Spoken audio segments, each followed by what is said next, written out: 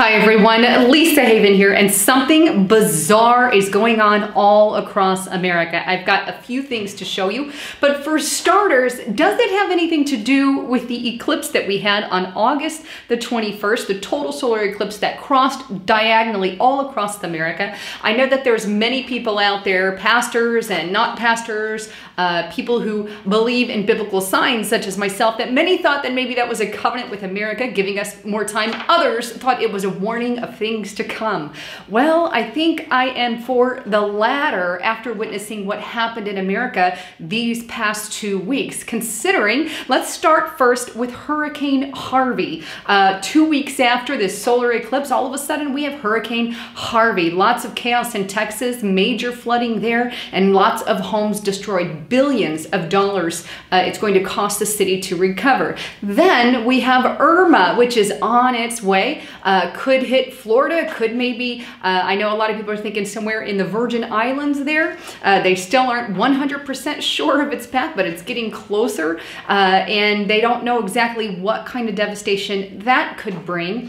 Also, on the latest front, let me show you some seismic activity that's happening near Yellowstone, about an hour away from Yellowstone, in a little town in Georgia, or a town in Georgia called Soda Springs. Now, I'm going to throw up on the screen the actual seismic activity because I want you to see this. Yes, you know, small quakes in America can be common. We usually have, I think, oh gosh, if I'm going off the top of my head here, but so many thousand a year in the Yellowstone area, but this is about an hour outside of it, and it's not common in this area. So on the screen, you're going to see the seismic activity for Soda Springs. And as you can see right now, for the past 7 days, this is a week, 76 quakes have struck the area. That's massive, and they range everywhere from about a 2.5, 2.5 to 5.3 on the scale there. And as of this morning, September 4th, 14 have struck the area alone, and that number is increasing as I speak. So there could be more by the time this video is done. On September the 2nd, a couple days ago, their biggest quake hit, which was a 5.3. Luckily, nobody was injured or there was no severe damage as a result, but a 5.3 did hit the area. And then the following day, on September 3rd, a 4.5 also struck the area. Will these seismic rumbles continue? Are they going to get worse? Are they going to get better? I guess ultimately time is going to tell, but it's a little bizarre that in one little hometown, one little area, they have massive amount of quakes, and many have fears since it's near the Yellowstone area. Interesting, to say the least. That said, here's one little piece to the mystery puzzle. But over in Georgia, some are claiming it's the end of the world, and that is in Hinesville, Georgia. Check out this report from www.strangesounds.org titled, "Welp, it's the end of the world in Hinesville, Georgia." Well, here in the area, people have taken massive amount of pictures of mystery clouds, and yes, they are called a certain type of cloud. It starts with an A, and I'm blanking at the moment. But these clouds do form. However, it's just an unusual picture. Take a look at some of the things that people have captured about these clouds. Is it bizarre? Well, I'll let you decide. I just think it's rather crazy looking. I've never seen clouds like that in the time that I've been on planet Earth and since I was born. Maybe you have or have not, but those are quite peculiar.